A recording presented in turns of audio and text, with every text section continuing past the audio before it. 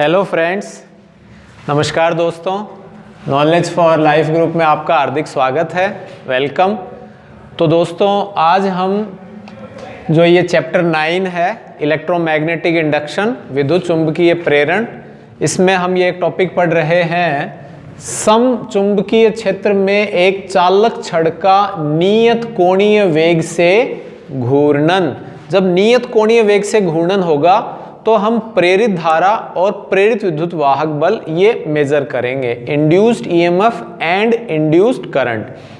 तो दोस्तों ये हम छड़ ले रहे हैं। प्रीवियस वीडियो में आपने इस छड़ को लीनियर मोशन करवाया था, यानी रेखीय गति। तो प्रेरित विद्युत वाहक बल क्या आया था वो हमने मेजर कर लिया था।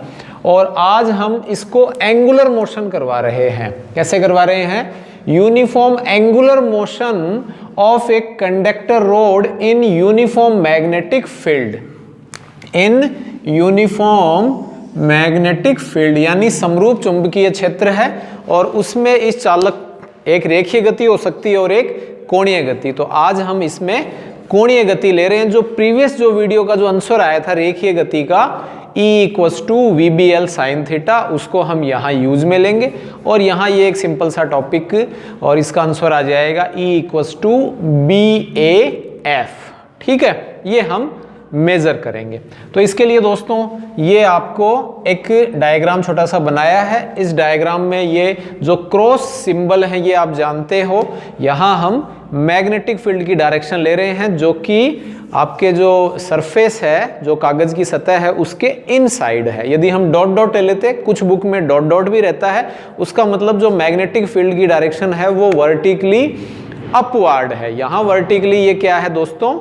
डाउनवार्ड है। ठीक है, और हमने ये एक रॉड ले ली है, एक छड़ ली है और ये L लंबाई की है। इसका जो एक पॉइंट है उसको हमने किलकित कर दिया है। जैसे चक्की हम पीसते हैं तो उसमें एक जो सिरा है वो फिक्स रहता है और दूसरे वाला सिरा यूँ रोटेट करता रहता है। तो लाइक दिस, या ये जैसे पहले खेतों में पानी निकालते थे तो वो है ना, कोई जानवर को हम बांध के, वो घरट है, या फिर मान लीजिए कोई चूना निकालते, तो इस तरह से ये कभी भी हम रोटेट कर रहे हैं।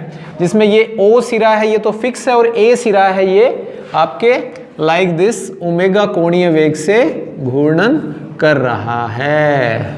ठीक है, तो ये वाला एंगल मान लीजिए दोस्तों कितना है? थीटा। थीटा = कितना हो गया? Omega T. तो स्टार्टिंग जो पोजीशन है वो OA है और आफ्टर सम टाइम बाद ये क्या हो गई? OA' हो गई। क्लियर? तो हम E = VBL ले लेंगे डिवाइडेड इनटू n पार्ट। ठीक है, फिर हम D = VBDL कर लेंगे। V यानी रेखीय वेग और कोणीय वेग में हम संबंध ले लेंगे, रेखीय वेग और यानी V और ओमेगा में, और फिर हम एक सिंपल सा इंटीग्रेशन करके इसका आंसर निकाल लेंगे और ये एक क्या बन गया दोस्तों? सर्कुलर पाथ बन जाता है। तो यही सारी बातें हमने यहाँ लिख ली है। इसमें दोस्तों यदि हम इंड्यूस्ड ईएमएफ और इंड्यूस्ड करंट लेना चाहें तो ये आप जानते हो फ्लेमिंग लेफ्ट हैंड के लिए तो हम जो फोर्स को मेजर करते हैं और राइट हैंड के द्वारा हम इंड्यूस्ड करंट को मेजर करेंगे। तो ये आप जानते हैं दोस्तों, V है, ये B है और ये I है। तो V की डायरेक्शन किधर है दोस्तों? ऊपर की तरफ। B की डायरेक्शन किधर है? पीछे की तरफ। तो करंट की डायरेक्शन किधर हो गई? अंदर की तरफ। तो करंट की डायरेक्शन अंदर होने के कारण ये वाला जो सिरा है O वाला, वो पॉजिटिव वाला बन जाएगा और ये जो A वाला सिरा है ये क्या बन जाएगा? नेगेटिव बन जाता है। तो पॉजिटिव और नेगेटिव के कारण इसमें जो करंट है वो अंदर की तरफ और इंड्यूस्ड करंट ये प्रोड्यूस हो जाता है।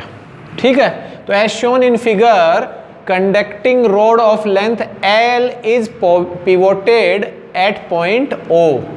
चित्रानुसार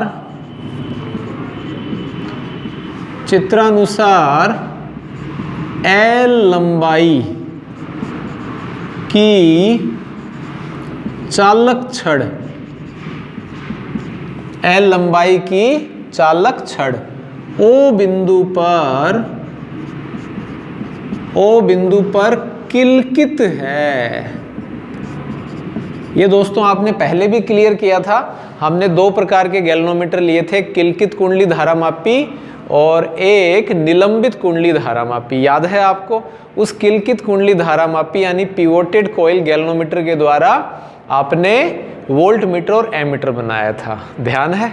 तो वैसे ही है, ओ बिंदु पर किलकित है। This road is rotating anti clockwise with uniform angular velocity omega. यह छड़ समरूप चुंबकीय क्षेत्र B में, एकदम सरल है दोस्तों, मैं तो बार बार कहता हूँ 12th में परसेंटेज बनाना बहुत इजी है, ठीक है। टॉपिक है, समझ में आ जाए, इसको याद कर लो, रट लो, ठीक है। इससे संबंधित हम न्यूमेरिकल करेंगे, इससे संबंधित हम छोटे छोटे क्वेश्चन करेंगे, जो हमारा नेक्स्ट पार्ट होगा उसमें हम माइंड लगाएंगे और वो एक रियल आपके, ठीक है, पढ़ाई के रूप में मानेंगे। तो समरूप चुंबकीय क्षेत्र B, यह छड़ समरूप चुंबकीय क्षेत्र B में ओमेगा कोणीय वेग से, ठीक है, और किधर जा रही है, एंटी क्लॉकवाइज। दोस्तों यूं घूमती तब तो क्या हो जाता, क्लॉकवाइज, और ये इसके क्या हो गई, अपोजिट हो गई, तो ये हो जाएगी एंटी क्लॉकवाइज को हम क्या कहते हैं दोस्तों, वामावर्त दिशा में। वामावर्त दिशा में क्या हो रही है, रोटेटिंग यानी घूर्णन करती है, घूर्णन करती है, ठीक है, ये आपके हो जाता है। हाँ तो दोस्तों इस तरह से जो आपके मैग्नेटिक फील्ड जो है वो किधर है, डायरेक्टली वर्टिकली डाउनवर्ड यानी ऊर्ध्वाधर। ये किसकी दिशा है, थोड़ा सा मैं इसको फिर से लिख देता हूँ यदि आप हिंदी में लिख रहे हो तो, चुंबकीय क्षेत्र की दिशा ऊर्ध्वाधर नीचे की ओर है। हालांकि नीचे की ओर नहीं, पीछे की ओर हम ज़्यादा बढ़िया रहे, नीचे की ओर है, बैकवर्ड। क्यों, क्योंकि यदि हम प्लेन कुछ इस तरह से ले रहे हैं तब तो ये नीचे की तरफ है, लेकिन हम यदि प्लेन इस तरह से ले रहे हैं, ये कागज का तल इस तरह से, तब इसमें किधर हो जाएगी, पीछे की तरफ, ठीक है। ये समझने का प्रयास करें। अब सपोज एट टाइम t, माना कि t समय पर position of rod OA and after time t new position is OA dash, ठीक है। छड़ की स्थिति कितनी है दोस्तों, OA है। माना कि at time t position of rod OA and after time t, तो और फिर क्या लिख रखा है, आफ्टर टाइम, इतना टाइम नहीं दोस्तों, अल्प ले लेते हैं, तथा डेल्टा t समय पश्चात नई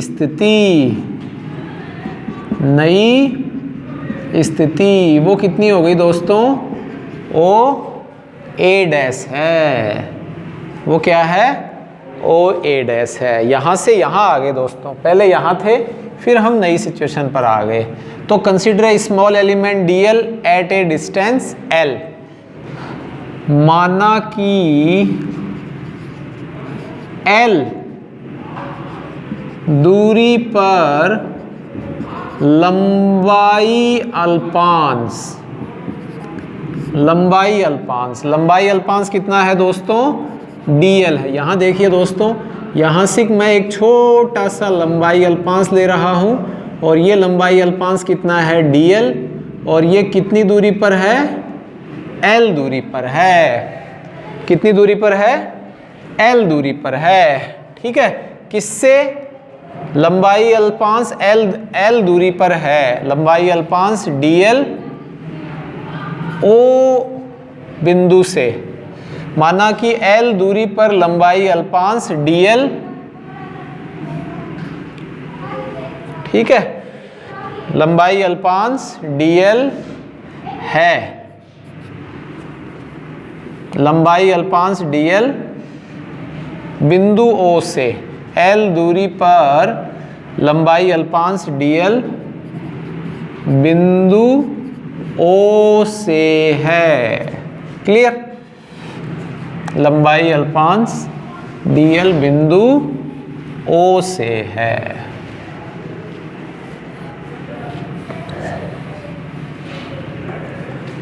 फ्रॉम O पॉइंट, किससे है दोस्तों? O बिंदु से है। क्लियर? यहाँ एक दो आप लेना चाहो तो इस तरह से मैग्नेटिक फील्ड की डायरेक्शन ले सकते हो।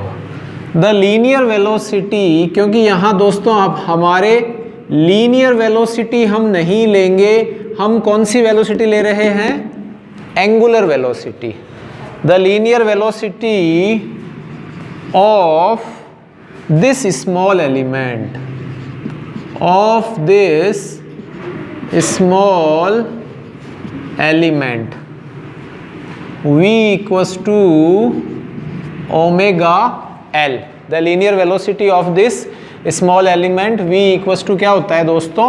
ओमेगा l, जो कि आप रेखीय वेग और कोणीय वेग में संबंध जानते हो। ये आपने 11th में पढ़ चुका है। ठीक है, 11th में आप ये चीज़ क्लियर कर चुके हो। तो ये आप, हाँ तो दोस्तों ये क्लियर है कि इस छोटा सा जो एलिमेंट है, इस अल्पांश के लिए रेखीय वेग कितना आ गया? v equals to omega L. और ये आपको क्लियर है, मैंने अभी आपको समझा दिया। इंड्यूस्ड करंट जब इसमें प्रोड्यूस हो रही है, उत्पन्न हो रही है, तो इसके सिरों पर प्रेरित विद्युत वाहक बल उत्पन्न होगा। और फिलहाल मान लीजिए यहाँ dl लंबाई अल्पांश और O के बीच में यदि प्रेरित विद्युत वाहक बल उत्पन्न हो तो induced EMF across the ends of small element under consideration, तो लंबाई अल्पांश के सिरों पर विचाराधीन प्रेरित विद्युत वाहक बल, प्रेरित विद्युत वाहक बल क्या हो जाएगा? E equals to VBL sine theta. जानते हो दोस्तों E इक्वल्स टू क्या होता है? VBL sine theta. तो थीटा इक्वल्स टू तो कितना हो गया दोस्तों? 90 डिग्री। और साइन 90 की वैल्यू क्या आ गई? 1। और हम यहाँ लंबाई अल्पांश के लिए ले रहे हैं तो ये डी आ गया, और ये VB, और ये क्या आ जाएगा दोस्तों? DL। VB और ये आ गया DL। क्लियर? ये मान लीजिए दोस्तों समीकरण 1 है, ये समीकरण 2 है। Putting the value of equation 1 in equation 2, समीकरण 1 का मान समीकरण 2 में रख देते हैं। तो D इक्वल्स टू आ गया omega L B into DL, omega L B into DL। अब ये दोस्तों इस छोटे से के लिए आ गया।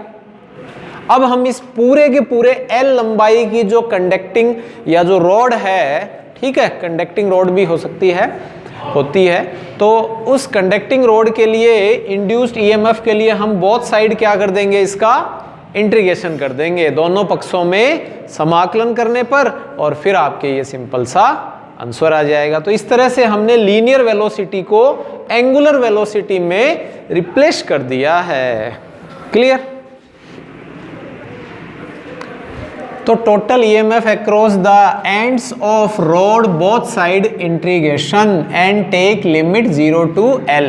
तो छड़ के सिरों पर कुल विद्युत वाहक बल ज्ञात करने के लिए या कुल विद्युत वाहक बल के लिए हम क्या करें दोस्तों? दोनों पक्षों का समाकलन कर देते हैं। दोनों पक्षों का समाकलन करने पर, और जो सीमा है वो सीमा दोस्तों कहाँ से कहाँ ले रहे हैं? 0 से L लेते हैं। सीमा कहाँ से कहाँ ले रहे हैं? 0 से L ले रहे हैं। तो ये आपके आंसर है ही। इसका हम इंटीग्रेशन कर देते हैं DE, और यहाँ भी हम इंटीग्रेशन कर देंगे omega L B DL। Limit 0 से क्या हो जाएगी दोस्तों? Capital L। क्लियर? तो DE का तो समाकलन है दोस्तों, आप जानते हो E हो जाएगा।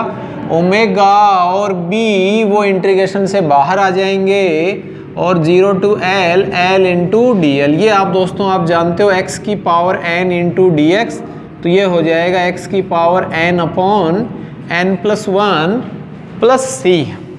तो E इक्वस टू आ गया ओमेगा बी और एल स्क्वायर अपॉन 2, x की पावर n, n का मतलब दोस्तों यहाँ कितना है 1, कोई भी वैल्यू नहीं है पावर में, इसका मतलब 1, तो 1 प्लस 1 2 अपॉन 2 और लिमिट 0 से l, तो ये आ जाएगा E equals to omega B L square by 2, omega B L square by 2। एक आंसर दोस्तों ये भी हो जाता है जो आपको दिखाई दे रहा है, ठीक है। और एक आंसर हम इसको और ले लेते हैं, जिसको हम यूं लिख देते हैं ओमेगा इक्वस टू, आप जानते हो 2 पाई एफ होता है या 2 पाई अपॉन टी, और ये बी एल स्क्वायर अपॉन 2, 2 से 2 कैंसिल हो गया, और ये देखिए दोस्तों बी और पाई एल स्क्वायर और इनटू एफ। तो पाई एल स्क्वायर को आप क्या कह सकते हो दोस्तों, इसको आप ए कह सकते हो। जब ये छड़ यूं मूव कर रही है तो ये सर्कुलर पाथ बना दिया ना, तो काल्पनिक